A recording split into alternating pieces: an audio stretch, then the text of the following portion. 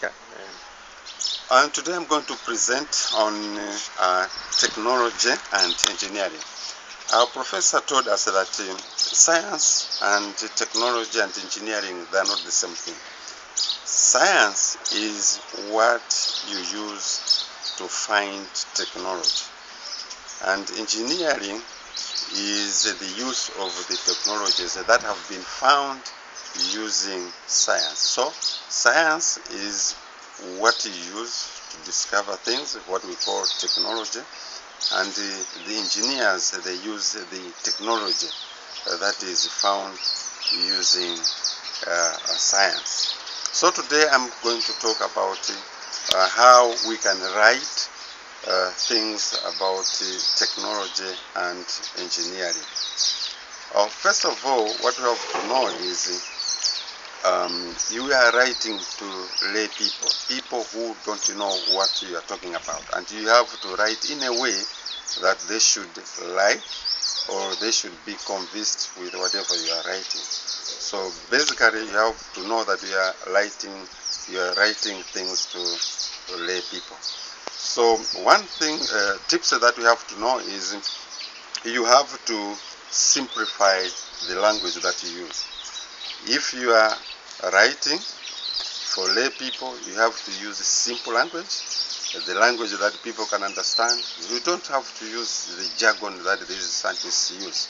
Jargons are words that are used in any field. So you don't have to use those words. You have to be simple. You have to write what people will know and people will be interested in. But I have a caution here that I have to give. You don't have to oversimplify. Sometimes you might be thinking you are simplifying a thing, but in the real sense you are not saying the truth about that fact. So what you have to do is you have to check, you have to cross-check with the experts or whatever you have written. If you have written something, you can go back and cross-check with the experts to see if the statements or the simplification that you have made are correct and are up to date. So basically, you have to simplify, but you have to be cautious to say what I've simplified, is it true or not? Then secondly, the other thing that you have to do is you have to use, you have to fish analogies. Analogies are stories that you can say to explain something. Um, I remember when I was taking a course in culture, cross culture, there was a book which we were reading called the Lost Child. The Lost Child, in that book, they were trying to say a story about a child, but in the real sense they were trying to discover what this culture was talking about. So you would be interested to read the whole book, but the aim behind it is for you to understand the culture of these people that this child was involved in, or the culture in which this child was in. So analogies are stories that you can use to drive home the facts that you have in your writing. For example, you can have analogies of how electricity passes through the wires. You can use an analogy of the water as it passes through the pipes. So you can explain that. You can use that analogy to explain how electricity travels in the wires. So that's an analogy. That's one thing that you can use for you as a science writer to drive home the points so that people, lay people, can understand what you are talking about. The other thing that you can do is, if you are writing, you are writing about something, what you have to do is you have to have at least a little knowledge about the thing that you are talking about. You don't have to be an expert, but at least you have to have an idea of what you are talking about. You have to study, you have to know what is involved. Not that you should be an expert, but at least having a knowledge of whatever you are talking about. For example, if you are writing about electricity, what you have to do is at least know what the basic things are about electricity. You can talk about you should know about volts. You should know about current. At least you should know what they mean by in phase or out of phase. Those are the basic knowledge that you have when you are talking about these things. So you don't have to be blank. At least be knowledgeable. You can go on the internet, at least study a little bit of that, then eventually you can know what you are talking about. So that's one thing that you have to be aware of. Have a knowledge of what you are writing about. Don't just be blank.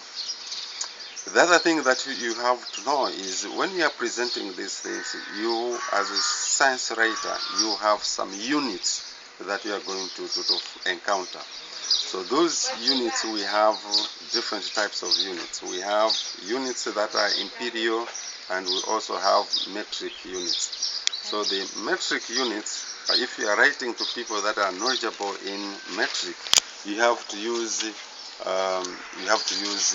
metric units. If you are writing to people that are aware of or they know imperial, you have to use imperial units. So you can't write kilograms and kilometers to people that know inches, miles, or pounds. That will not make sense to them. So basically you have to use units that you know people will be familiar with. So how do you convert these units? For example, if you have your article which has units in imperial, these days it's simple. You can just go and Google. There are platforms where they will give you a way of converting. They will convert whatever you are doing. So basically you have to use units that are acceptable to the audience, or that are well familiar with the knowledge that you are writing this thing for. So the caution is you have to make sure that you don't have to involve yourself in calculations, because you might end up making mistakes in the calculations. You don't have to involve yourself in mathematics and the like. What you can do is just go on Google and you find that they will do that for you, and you'll be precise and you'll be correct on that one. So those are some of the things, but again, as a writer, you should draw from the experience that you have. I mean, also the experience that the people have.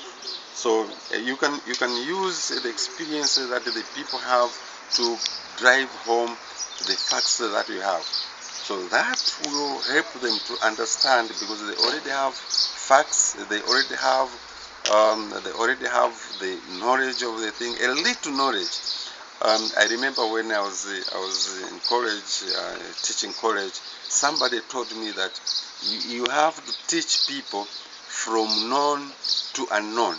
That's when they will understand the thing. You have to start from the things that they already know, and then you can bring in some complex things that they don't understand. So they will know what you are talking about, and then you bring things that they don't know. So they will appreciate to say, okay, I know this, okay, this is where we're going. So exactly, this is what we are talking about here. You have to use the experience that people have, the experience that the people will know what you are talking about, and it will be easy for them to understand, and possibly they will even be interested to read more because of what you have told them. So basically, the things that you have to follow is you have to provide you have also to provide the things in context. You don't just have to bring them from nowhere.